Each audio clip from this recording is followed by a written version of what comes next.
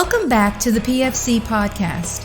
The views and opinions you are about to hear are the speakers and do not necessarily reflect those of anyone else. Now on to the podcast. Welcome back to the PFC podcast. This is Dennis, and today I'm with a special guest. I'm with Alex, a member of Global Response Management based out of Iraq.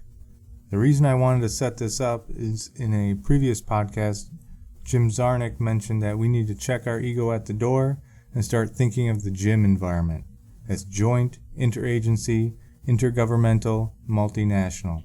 I thought there'd be no better way than to move this idea forward than to reach out to one of the other kids in the playground. Hi, Dennis, and thanks again for having us on the podcast.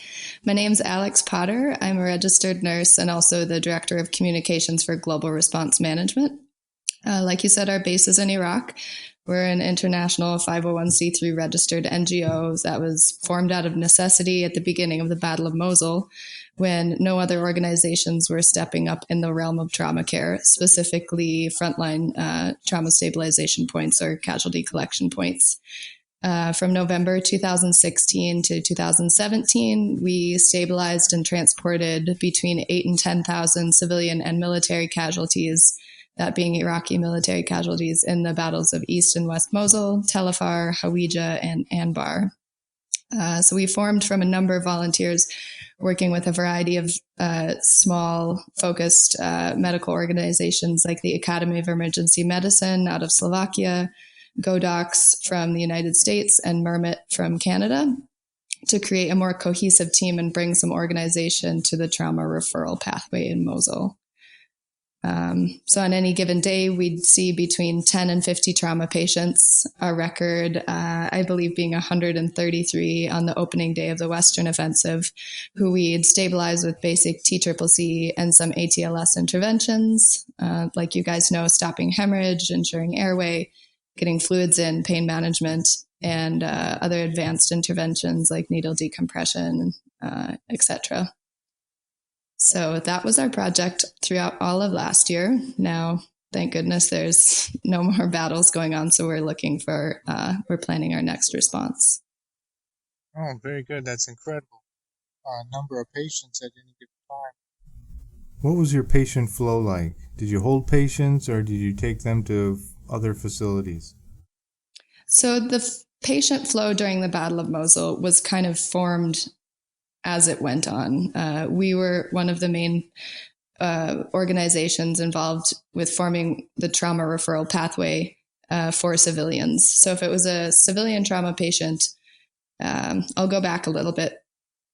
We are a civilian NGO, but in order to get as close as we needed to be to trauma patients, we formed an agreement with the Iraqi Special Operations Forces medical teams.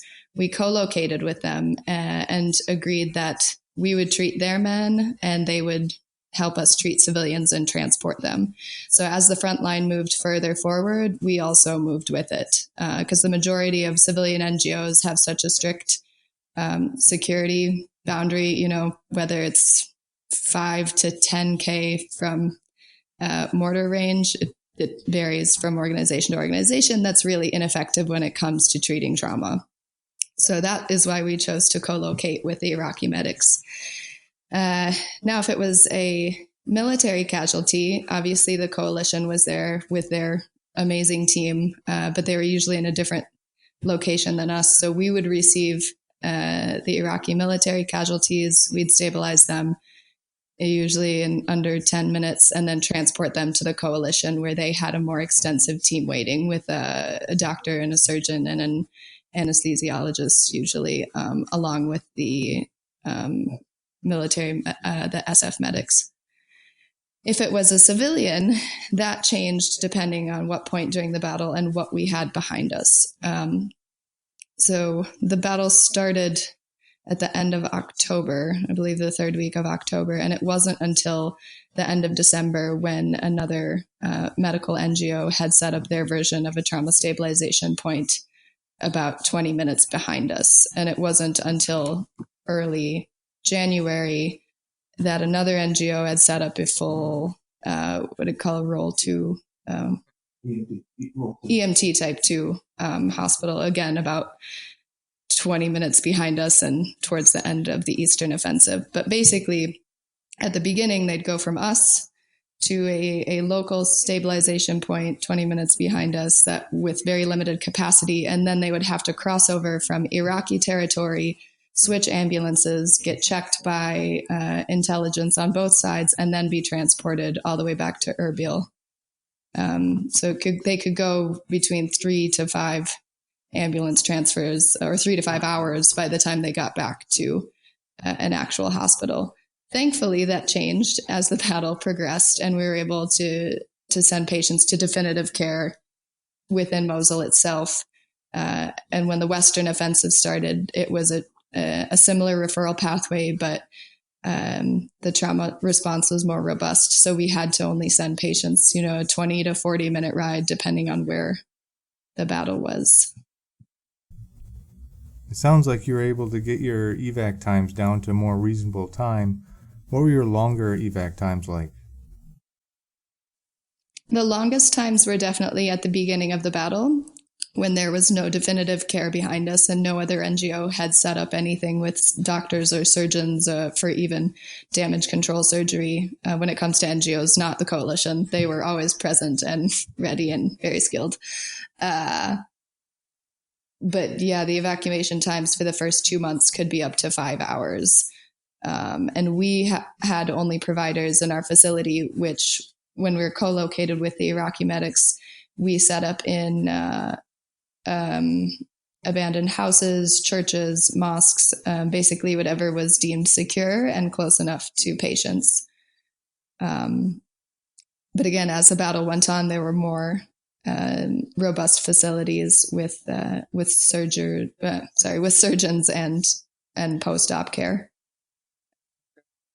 What medical standards did you go by? You mentioned T-TRIC. Mm-hmm. Did you use ICRC or something else? So our team was made up of providers from the US, Canada, Australia, Germany, Norway. So we had a pretty global team, and we set up our medical our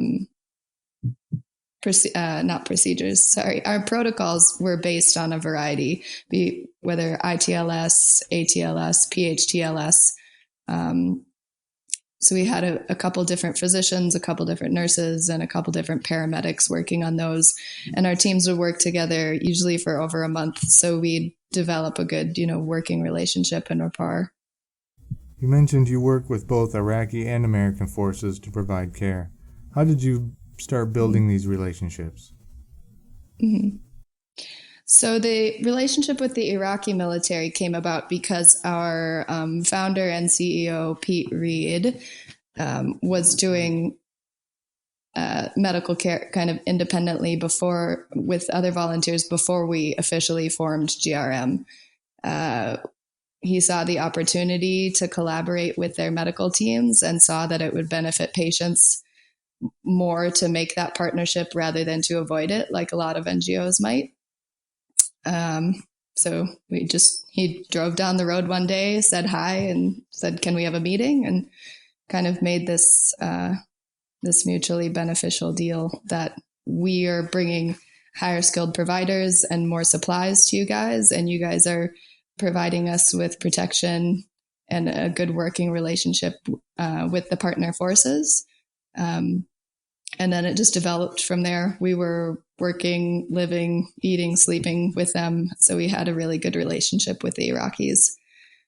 There were some difficulties, obviously, about, we're treating civilians and military at the same time. So our priority is obviously the most severely injured patient, but for both sides, we see civilians and that's our mandate, and they see military casualties and that's our mandate. So trying to coordinate who is treated when, who is transported when, who has control of the ambulances and where they go was a challenge.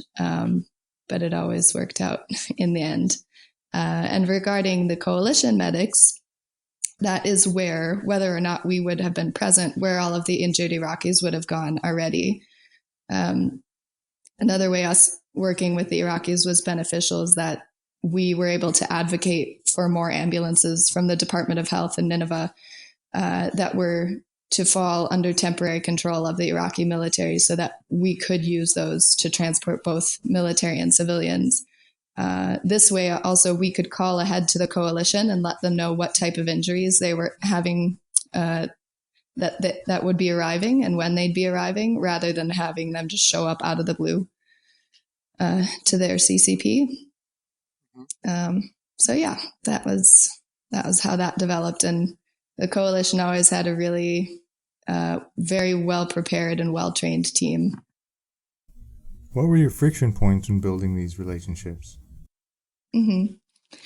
As you mentioned, one of them was communication and coordination. So we don't communicate over any encrypted networks. We have burner phones. We have encrypted networks, but not, military level.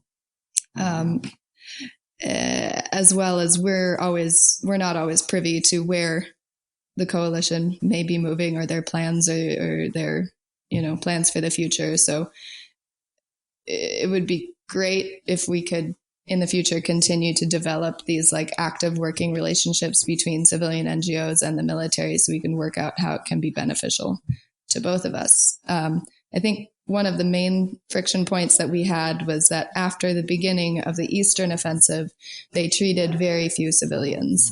And we were quite overwhelmed with the number of patients we had. And it was frustrating for us to see the lack of response from the international medical community, not the military, because we had so few resources behind us. And so at the beginning anyway, so few options for definitive care and knowing, what our patients probably went through in the ambulance ride 5 hours down the road.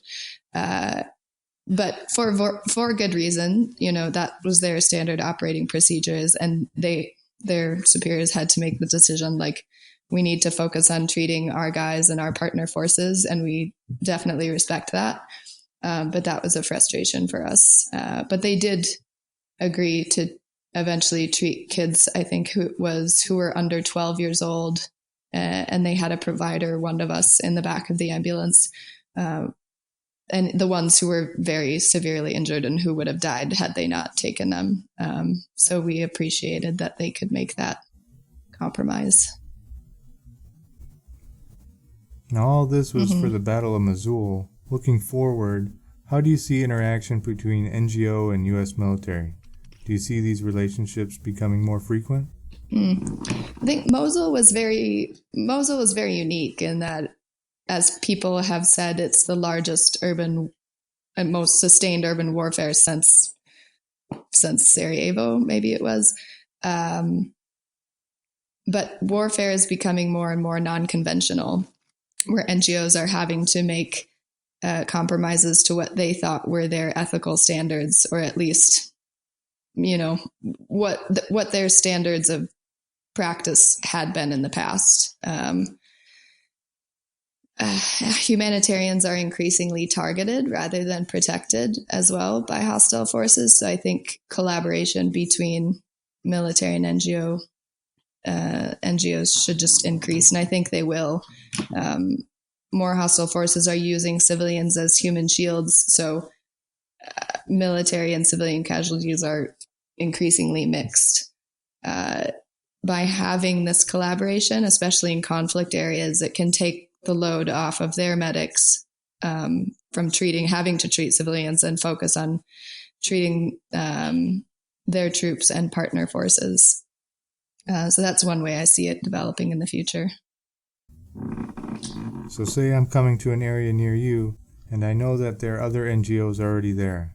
How would I approach them and start building the relationships if there wasn't one already built? Mm-hmm. If you were part of a coalition medical team, do you mean, or as an independent medic looking to join an NGO? As part of a coalition. So there's, in most conflict areas, there is civilian military coordinators within the UN. And we worked quite closely with them in Mosul, and they're some of our favorite people. So I'd say that's one way that you can easily touch base or get NGO contacts, or at least, if it's going to be beneficial to the troops and beneficial to civilians as well, and everyone's willing to at least put you in touch with the next person down the line. So that is what I would say is the good official pathway to making relationships. Otherwise, and I know they have a lot going on in the field, but if they have any sort of civilian liaison, just stop by and say hi. We stopped by the coalition and said hi all the time. So we wouldn't mind if anyone would, try and reach out and make a relationship in any conflict zone in the future. And I think most NGOs would be open to that as well. When I do stop by and I ask about common injuries and illnesses, do you keep any records on the patients that have come through? So on the eastern side, since we were very new and quite under or not really funded at all at the very beginning, we collected very rudimentary data, man, woman, child, civilian, military. And as it went on, we expanded that a little bit to green, yellow, red, black patient and injured in extremities, torso, or head. And then for the Western offensive, we worked with WHO to develop a very basic one-page patient chart where it had, it had the patients you could X or draw on where their injury was, space for 3 sets of vital signs, demographics, meds that were given, and then transport time. So that is about as far as it went. I think had we or the international community had time to develop something more extensive, I think that could be implemented in the future. I know at one point we tried to gather data with iPads, but the situation and the resources we had was just so chaotic and low resource and low, operating out of the places that we did. And the fact that there was very little cell phone service or 3G network in the areas we were, it became more of a hindrance than a help. But I believe that those things can be developed in the future, definitely. Because, as we all know, the way medical practice changes is with data, and you can't do anything without it. Yeah, it's easy to forget when we're on the ground that by documenting injuries and treatments, we all benefit from that experience and gain lessons learned. Yeah. And that's something we're looking towards developing in future projects. Having something that we can, if we do training in TCCC within local communities, and then can also train them on how to collect this data and report on it, whether or not there's a frontline war like was in Mosul, or there's an insurgency, or random outbursts of violence. This is something that we're looking to develop in the future because that data is valuable. How do you see politics coming into play when setting up this medical plan system? Trying to coordinate between NGOs and the coalition and the UN has been a steep learning curve, especially since for most of us involved with this organization, it's obviously not our first rodeo when it comes to medical treatment, but it was definitely our first time trying to get a major medical project funded and coordinate between all of these different people on the trauma referral pathway. And different governments came into that at different points of time, and everyone has their own priorities. So it took some negotiation with any of the partners to say, we need more ambulances. And the Department of Health's like, why should we give you more ambulances? Okay, we'll give you some more. It's just being able to figure out what everybody needs and wants and working it out in a way that's beneficial for everybody. But yeah, I don't think you can ever avoid politics working in an NGO at all. If one of our listeners are interested in joining your group, how would they get in contact with you? in the future are always looking for high quality providers for future operations. And I think we're unique in that, unlike a lot of civilian NGOs who I think shy away from hiring or taking volunteers who are formerly involved with the military, we're very open to that because we know that they've had experiences in high risk, low resource situations.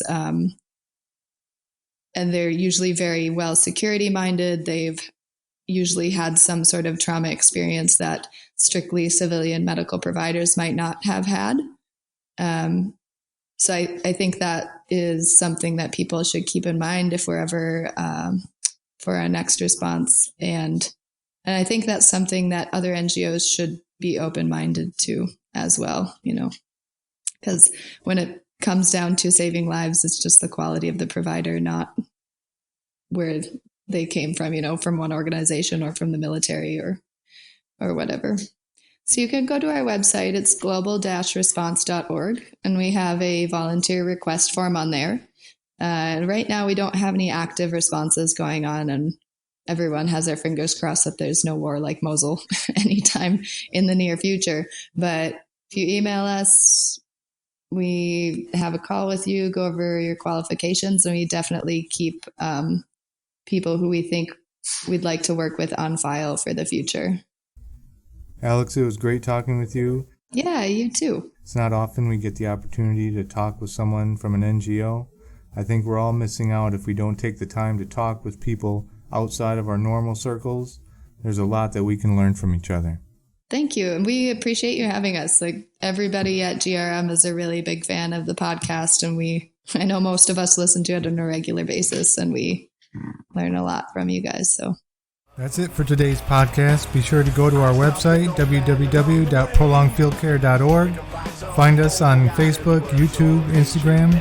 Subscribe and stay on the bleeding edge of combat medicine. This is Dennis for the PFC Podcast. Out. Boy, it's waiting there for you.